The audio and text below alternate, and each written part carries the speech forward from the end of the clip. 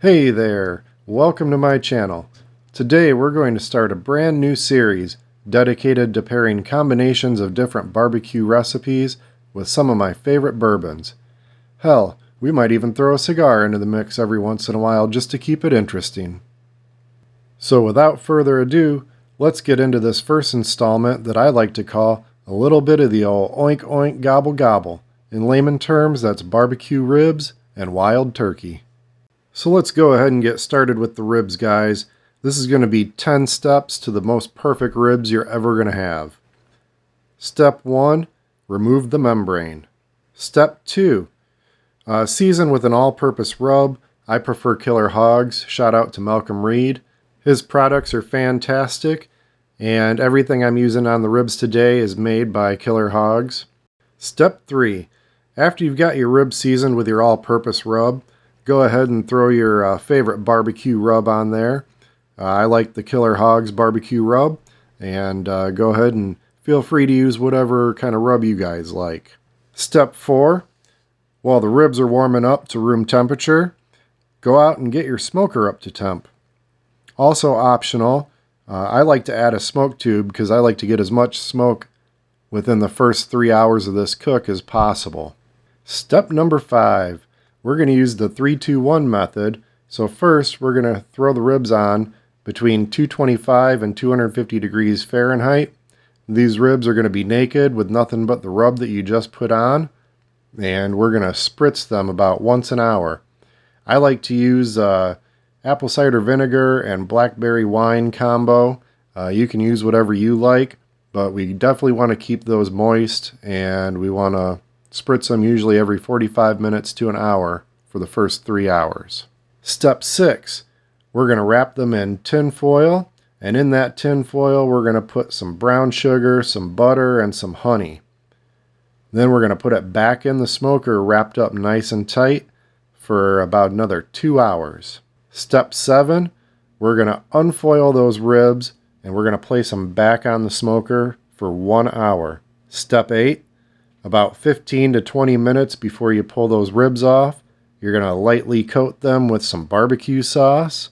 Once again, I'm using Killer Hogs barbecue sauce. It's an amazing product. Step 9, if you've gotten this far, go ahead and pull those ribs off. I like to wrap them up tight in tin foil again and let them rest for a good 15 minutes before you open them up and eat them. And lastly, step 10 is enjoy.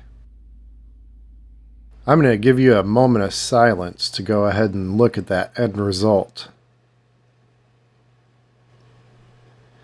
Fall off the bone ribs that are infused with that beautiful combination of smoke and barbecue flavor with underlying tones of sweetness from the brown sugar and honey.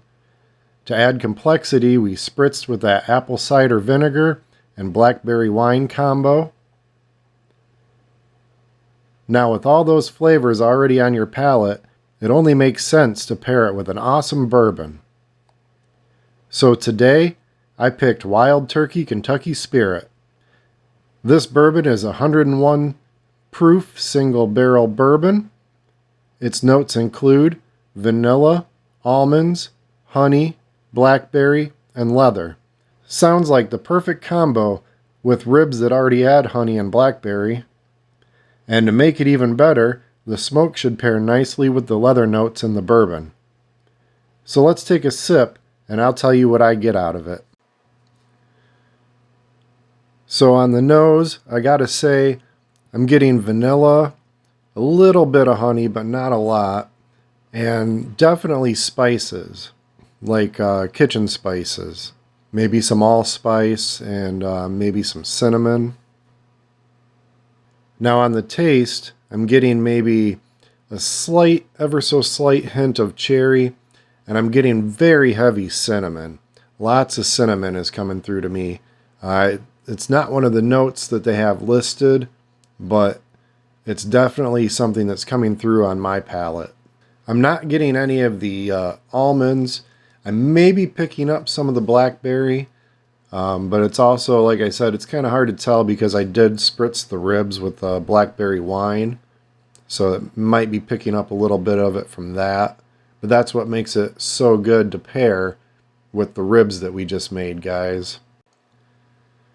And as far as the finish, I'm getting honey, vanilla, lots of cinnamon, a little bit of that leather that we talked about, and I'm definitely getting a good Kentucky hug. I'm getting a little bit of that burn through my nostrils, down into my tummy. I can definitely feel the 101 proof, and yeah, that's about it, guys. It's a pretty good bourbon, and I think it paired very nicely with the BBQ Ribs, and I think we did an excellent job. So that's it for today, guys. I want to thank you for watching this episode of BBQ and Bourbon. It was a pleasure doing this, and I had a lot of fun.